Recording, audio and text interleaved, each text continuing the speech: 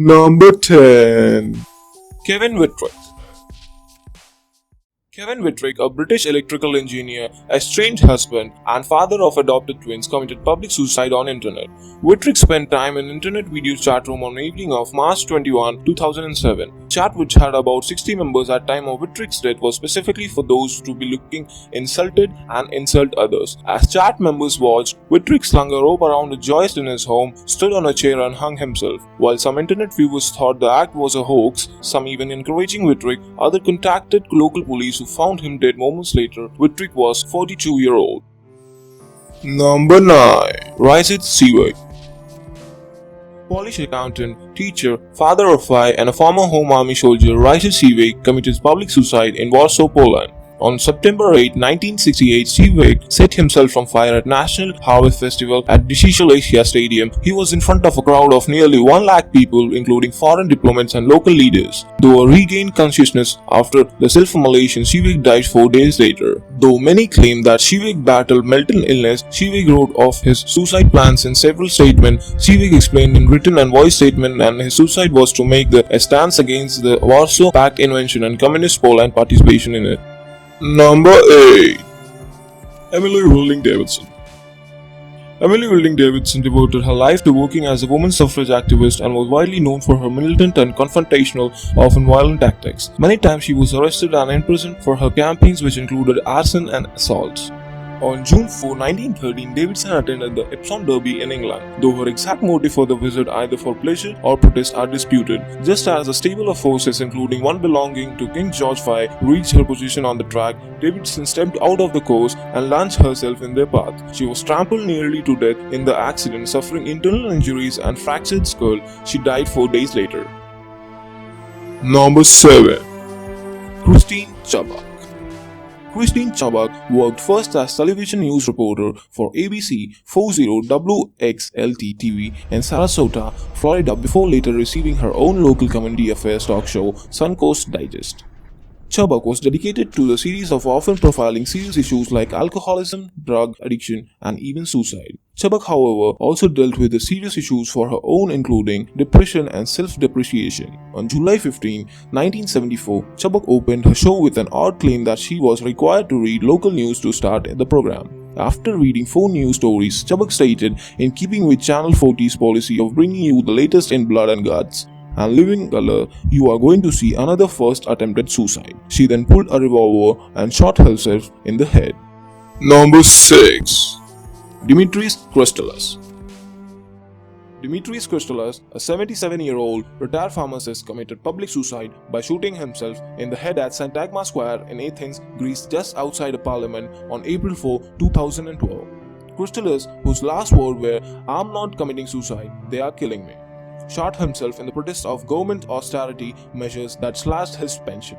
In his suicide note, Christoulas wrote that he had rather die than scavenge for food. The occupation of government has literally wiped out my ability to survive. Based on a respectable pension which I had to pay during 35-year period, I find no other solution. Number 6. And before I start shifting through garbage to feed myself. Number 5. Romas Kalanta. Romas Kalanta committed one of the most high-profile self-immolation protests in recent history. The high school student from Lithuania occurred on May 14, 1972 in front of a Cornish musical theatre near Laisvės Alėja, the same location where the People's Seimas declared establishment of Lithuanian SSR in 1940. Kalanta covered himself in gasoline and set himself ablaze, succumbing to his burn injuries some 14 hours later. His death provoked a number of post-war riots as well as at least 13 other self-immolation suicides. While Soviet propaganda described Kalanta as mentally ill, Lithuania saw his suicide as a statement of solidarity and posthumously awarded Kalanta the Order of Cross of Vytis, an honor for those who heroically defend Lithuania's freedom and independence in 2000. Number 4. Jodon F. Romero. On September 28, 2012, Jodon F. Romero, already wanted for a payroll violation, stole a Dodge Caliber at gunpoint in Phoenix, Arizona. He was soon located by a local law enforcement officer who followed for a high-speed chase. At one point, Romero fired his guns towards police cars and police helicopter, though no one was hit. He continued to evade police until 75 miles outside of Phoenix. He pulled out into the desert, stopped the car, pulled out a handgun, and shot himself in the head. Of the many local and national television news stations that were covering the police chase live, Fox News went as far as airing the suicide on national television. Though on 5-second delay, news anchor Shepard Smith immediately apologized for the broadcast, as did Fox News Vice President Michael Clement later. Number 3. Robert Bud Dwyer.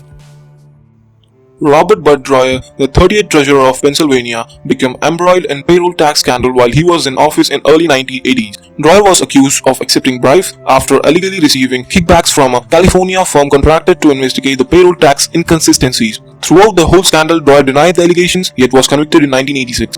On January 22, 1987, hours before he was to be sentenced to the bribery matter, Dwyer called a public press conference in which he spoke to the reporters and live television crews about his situation, including his distrust of the justice system and his innocence. Dwyer then pulled a .357 Magnum from an envelope and shot himself in the head as camera rolled. Number 2.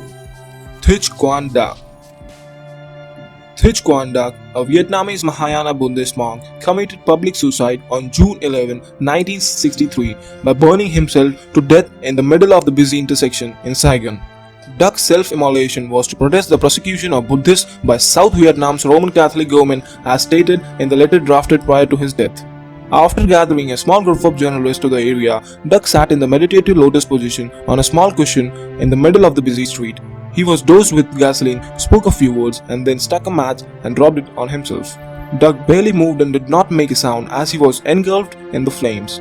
McCallum Brownie, the Saigon bureau chief for the Associated Press, photographed the suicide, and his work was later named the World Press Photo of the Year. Number 1. MarShawn McCarrel. Black Lives Matter activist MarShawn McCarrel was just 23 when he shot himself on the steps of Ohio State House in 2016. No one witnessed his suicide, but McCarrel posted on his Facebook page earlier in the afternoon saying, "My demons won today, I am sorry." Before his death, McCarrel had worked to help plan protests after a Missouri cop shot and killed Michael Brown. He also founded a youth mentorship program called Pursuing Our Dreams. But his exhausting effort to build the movement may have ultimately taken a toll on his own mental health.